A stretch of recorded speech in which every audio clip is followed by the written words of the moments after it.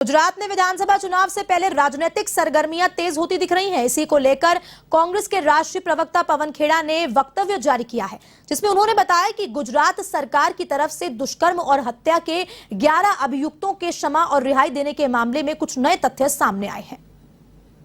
उत्सव के दिन 15 अगस्त को गुजरात सरकार ने बलात्कार और हत्या के 11 अभियुक्तों को अभयदान दिया, उनको रेमिशन दी, उनकी जल्दी रिहाई करने का आदेश दिया। नए सवाल और कुछ नए तथ्य सामने आए हैं।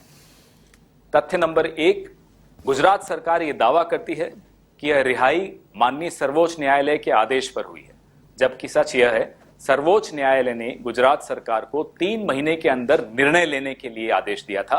क्या निर्णय होगा, इसमें सर्वोच्च न्यायालय ने कोई टिप्पणी नहीं की थी, कोई हस्तक्षेप नहीं किया था। तो यह निर्णय पूरी तरह से कार्यपालिका का निर्णय है, न्यायपालिका का नहीं है। नंबर 2, किसी भी अपराध जिसमें केंद्रीय एजेंसी ने जांच की हो, इस प्रकरण में सीबीआई ने जांच की थी, उसमें राज्य सरकार सीआरपीसी की 345 सेक्शन 345 ऑफ सीआरपीसी के तहत राज्य सरकार अकेले निर्णय नहीं ले सकती, उसको केंद्र सरकार की सहमति से ही निर्णय लेना होगा। हम प्रधानमंत्री और गृह मंत्री से जानना चाहते हैं, क्या आपकी सहमति थी कि इन 11 अभियुक्तों को, बलात्कार के अभियुक्तों को, हत्या के अभियुक्तों को जल्दी रिहाई दी जाए और माफी दी जाए?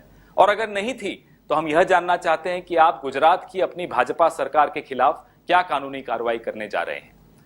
दूसरा एक और इसमें महत्वपूर्ण तथ्य यह है, कहा यह जा रहा है गुजरात सरकार द्वारा कि 1992 की नीति के तहत यह क्षमादान दिया गया, यह रिहाई की गई।